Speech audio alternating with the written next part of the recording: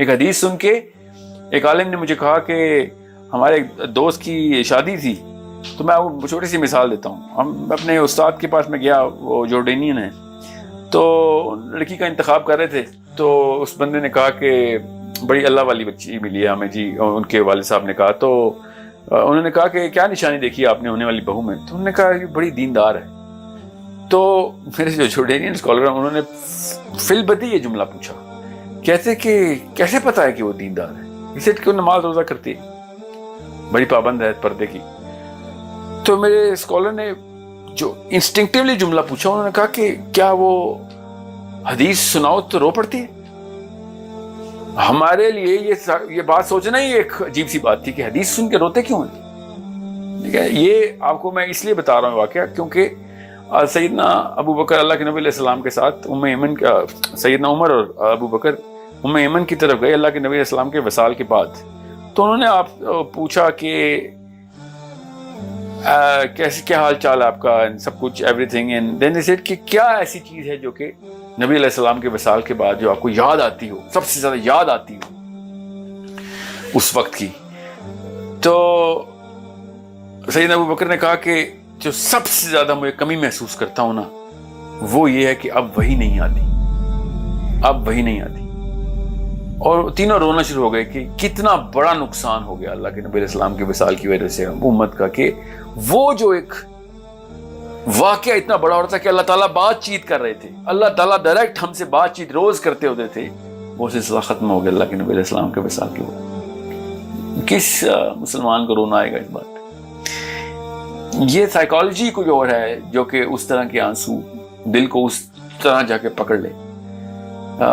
ہمیں اپنے ماں باپ کے مرنے کا کوئی رونا نہیں آتا، تو اللہ تعالیٰ کی بات کی تو ویلیو جو ہے نا، وہ پھر اللہ تعالیٰ کے زبان میں جو عرب والے لوگ ہیں وہی سمجھ سکتے تھے.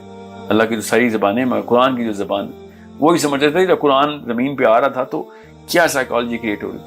But as I said, there's so much that we have done wrong, but it started with us leaving and divorcing the language of the Quran.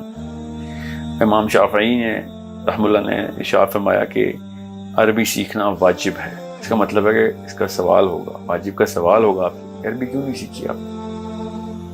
ٹھیک ہے. ایک اور میں آپ کو فضائل کی حدیث ہے وہ سناؤں کہ جب اللہ تعالیٰ جنت کا فیصلہ کر چکے ہوں گے، دوزخ کا فیصلہ کر چکے ہوں گے،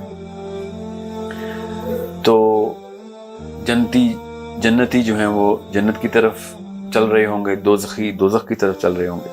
تو شیطان اس وقت اپنا آخری وار کرے گا اور کہے گا کہ اللہ ان کو کیوں جنت میں بھیج رہا ہے؟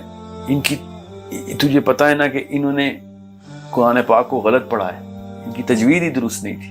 یہ آخری وار ہے قرآن شیطان کا. اس کی مثال ایسی ہے کہ ایک غزوے میں وار کرائی چل رہی تھی. وار کرائی کا مطلب ہے کہ موٹیویشنل کامنٹس دیے جا رہے تھے. تو ایمن ہی کا واقعہ ہے. ایمن جو تھی نا وہ عرب نہیں تھی. تو صحابہ جب عرب میں کوئی وار کرائے تھے، کوئی کامنٹ کرتے تھے اونچا سا ان کو موٹیویٹ کرنے کے لیے، تو وہ اس کی ریپیٹیشن ایمن بھی کرتی تھی. مگر ایمن کو عربی نہیں آتی تھی، تو وہ جو الفاظ بول رہی تھی نا، تو وہ کوئی اور کسی اور اصطلاح میں بول رہی تھی. تو 2-3 دفعہ جب انہوں نے موٹیویشن کرنے کے لیے بات کی تو اللہ کے نبی علیہ السلام نے ان کو روک دیا کہ آپ نہ کرائیں، آپ کچھ اور ہی بول رہی ہیں.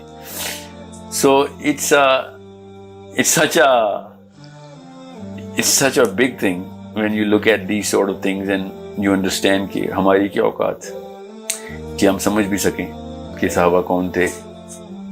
اور میں جاتے جاتے ایک فرق بتا دوں ایک عام امتی اور صحابی میں، کہ ایک سچا خواب ہے جو کہ کافی لوگوں کو آیا ہے. علماء بیان کرتے ہیں اس خواب کو. ایک شخص نے آگے خواب سنایا اپنا، اور اس نے کہا کہ میں نے دیکھا کہ میں ایک جیپ میں پہاڑ کی اوپر کی طرف جیپ چلاتے ہوئے لے کے جا رہا ہوں جیپ کو، اور میرے ساتھ نبی علیہ السلام تشریف فرمائے، اور پیچھے ابو بکر، عمر، عثمان والی بیٹھے. مگر جیپ کی نا جو ہے وہ بریک فیل ہو گئی، تو اس جیپ اوپر جانے کی بجائے اس نے روکنے کی کوشش کی تو جیپ پیچھے کی طرف آنا شروع ہو گئی. وہ شخص کہتا ہے کہ میں پھر اسی وقت نکلا اور میں پتھر ڈھونڈنے کے لیے گیا کہ میں پتھر سے ٹائر کو نیچے پتھر رکھ دوں. وہ پتھر کہتا ہے میں نے ڈھونڈا اور پتھر لے کے آیا اور جیپ کے ٹائر کے نیچے رکھنے لگا تو دیکھا کہ ہر ٹائر کے نیچے ایک ایک صحابی نے اپنا سر رکھا ہوا.